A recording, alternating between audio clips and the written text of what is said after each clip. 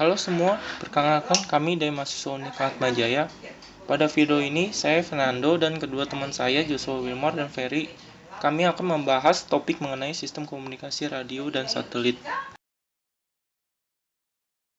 Yang pertama adalah radio.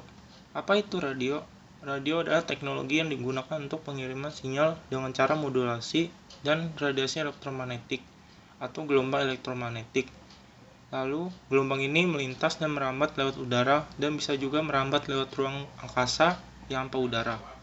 Karena gelombang ini tidak memerlukan medium pengangkut, seperti molekul udara. Selanjutnya adalah gelombang radio. Apa itu gelombang radio? Gelombang radio adalah suatu bentuk dari radiasi elektromagnetik. Terbentuk ketika objek bermuatan listrik dipercepat dengan frekuensi yang terdapat dalam frekuensi radio RF dalam spektrum elektromagnetik. Nah, radiasi elektromagnetik bergerak dengan cara elektrik dan magnetik osilasi. Dari mana sih hasil gelombang radio? Gelombang radio dihasilkan oleh muatan-muatan listrik yang dipercepat melalui kawat-kawat pengantar. Muatan-muatan ini dibangkitkan oleh rangkaian elektronika yang disebut dengan osilator. Lalu, cara kerja dari gelombang radio ini adalah dipancarkan dari antena dan diterima oleh antena pula. Kalian tidak dapat mendengar radio secara langsung, tetapi penerima radio terlebih dahulu akan mengubah energi gelombang menjadi energi bunyi. Kelas dari emisi frekuensi radio adalah televisi, radio, radar, dan telepon genggam.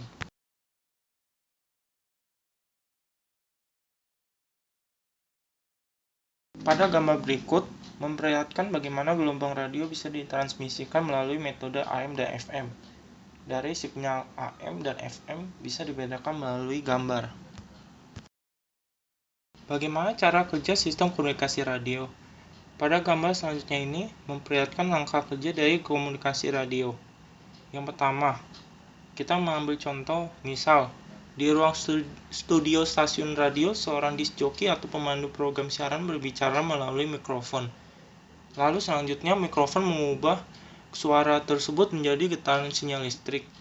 Kemudian sinyal itu digabungkan dengan sinyal lain yang bergetar sangat cepat.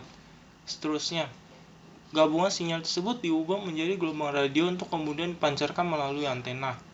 Dan lalu sinyal radio menambat lewat udara dan ditangkap oleh semua antena radio penerima yang terletak di wilayah siaran.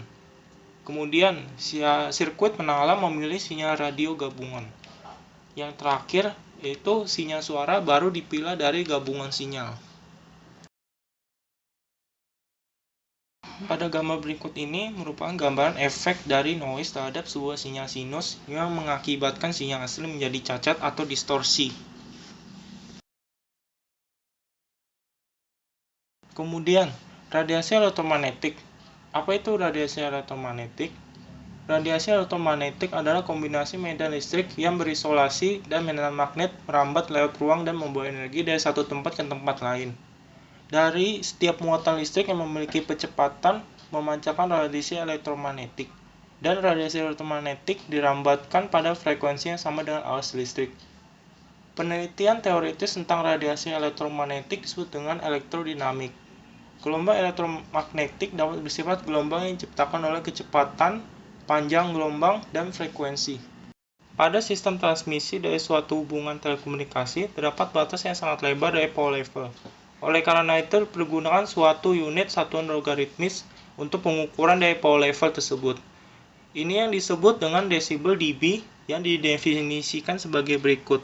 Apabila suatu sinyal dikirimkan dari suatu terminal menuju ke terminal lainnya, maka sinyal tersebut akan mengalami redaman sesuai dengan rugi-rugi energi atau energi loss selama sinyal tersebut berjalan melalui media transmisi. Idealnya, sinyal yang dikirimkan tersebut akan terendam dengan nilai redaman yang sama untuk seluruh lebar frekuensi sinyal tersebut.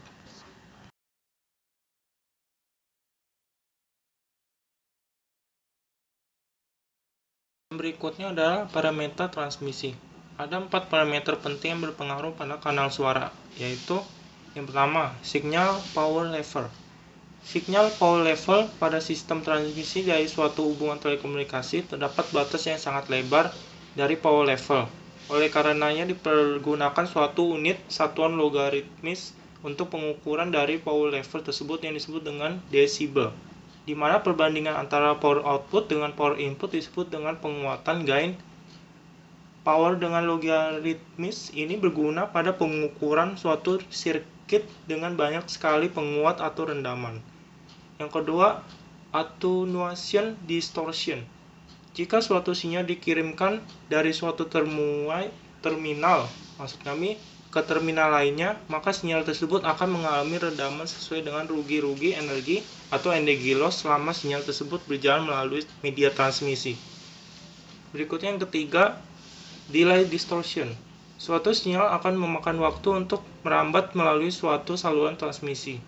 Waktu yang dipergunakan tersebut tergantung dari kecepatan merambatnya.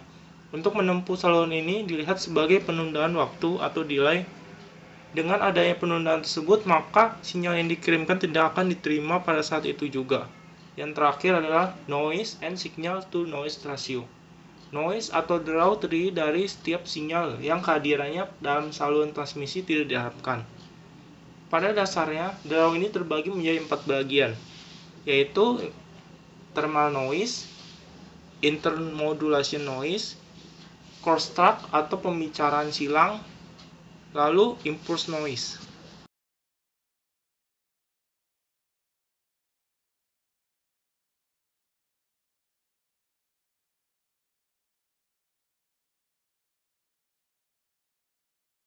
Pada sistem transmisi dari suatu hubungan telekomunikasi, terdapat batas yang sangat lebar dari power level. Oleh karena itu, dipergunakan suatu unit satuan logaritmis untuk pengukuran dari power level tersebut. Ini yang disebut dengan desibel dB yang didefinisikan sebagai berikut. Apabila suatu sinyal dikirimkan dari suatu terminal menuju ke terminal lainnya, maka sinyal tersebut akan mengalami redaman sesuai dengan rugi-rugi energi atau energi loss selama sinyal tersebut berjalan melalui media transmisi. Idealnya, sinyal yang dikirimkan tersebut akan terendam dengan nilai redaman yang sama untuk seluruh lebar frekuensi sinyal tersebut.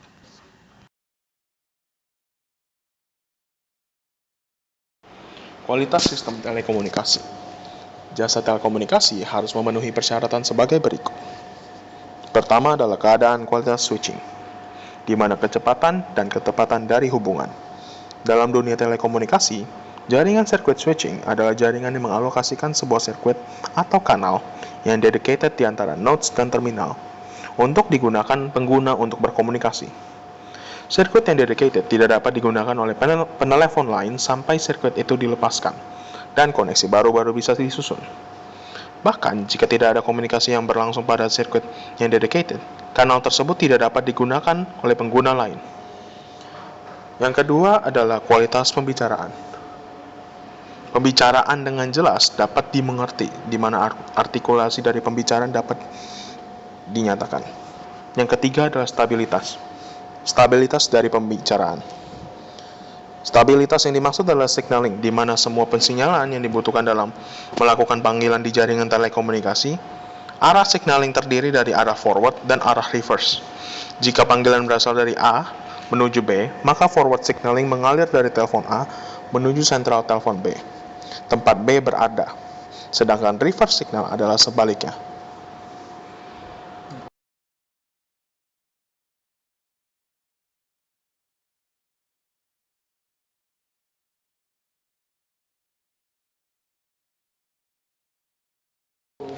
Noise. Penerimaan suatu sinyal dalam sistem telekomunikasi dapat dirusak oleh kebisingan atau noise, yang mungkin berasal dari bermacam-macam sumber, seperti yang terjadi di alam seperti badai listrik, semburan api matahari, dan sabuk-sabuk radiasi tertentu di ruang angkasa. Selain itu, ada juga sumber-sumber kebisingan yang alami atau mendasar di dalam peralatan-peralatan elektronik. Sumber-sumber ini dinamakan mendasar karena merupakan bagian yang tidak dapat dihindari dan bersifat fisik dari bahan-bahan yang digunakan untuk membuat komponen-komponen elektronik tersebut. Kebisingan juga terjadi bila hubungan-hubungan listrik yang mengandung arus diputuskan atau ditutup. Misalnya, dalam sistem pengapian mobil atau pada sikat brushes sebuah mesin listrik, pada prinsipnya kebisingan dari sumber-sumber ini dapat ditekan dengan efektif pada sumbernya.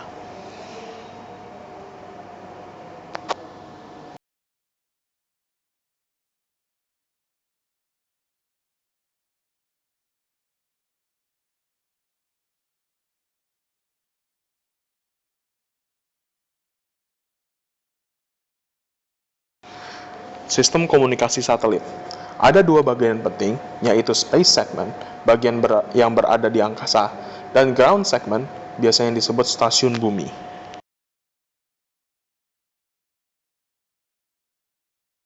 Keunggulan komunikasi satelit. Yang pertama, cakupannya yang luas.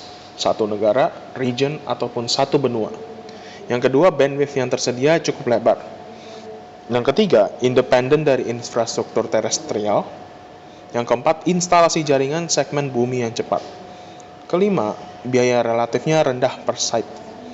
Keenam, karakteristik pelayanannya yang seragam. Dan ketujuh, layanan total hanya dari satu provider, sehingga layanan mobile atau wireless yang independen terhadap lokasinya tertentu saja.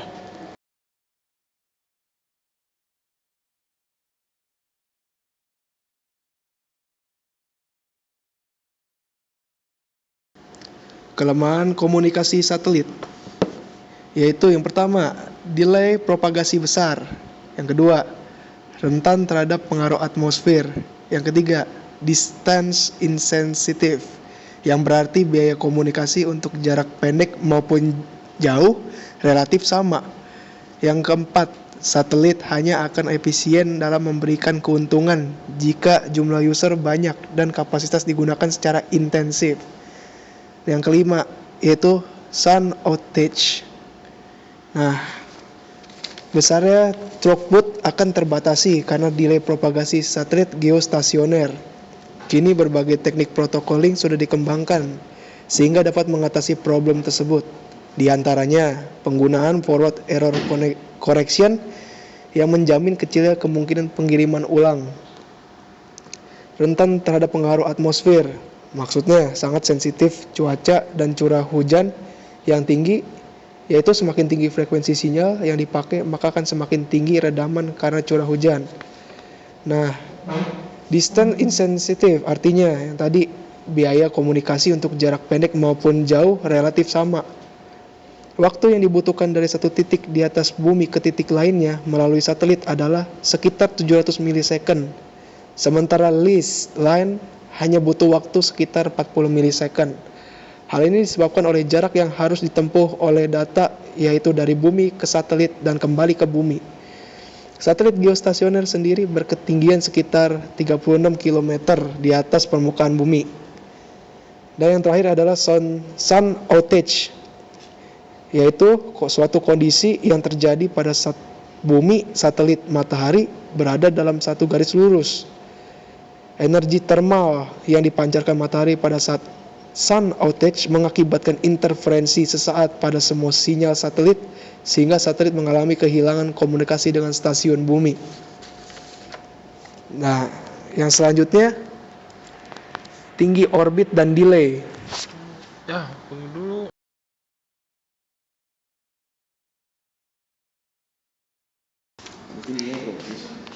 Tinggi orbit dan delay. Delay merupakan parameter penting yang menentukan kinerja link komunikasi. Periode orbit akan menentukan jenis komunikasi satelit dan juga konstelasi terkait dengan desain cakupan komunikasi. Gambar di samping menunjukkan hubungan antara ketinggian dengan delay. Semakin tinggi ketinggian permukaan bumi, maka delay yang dibutuhkan juga semakin besar. Yang terakhir adalah konstelasi satelit. Untuk cakupan global biasanya dibutuhkan banyak satelit yang ditempatkan dalam beberapa bidang orbit. Dan spasi antar satelit ditentukan. Sekian dari presentasi kami.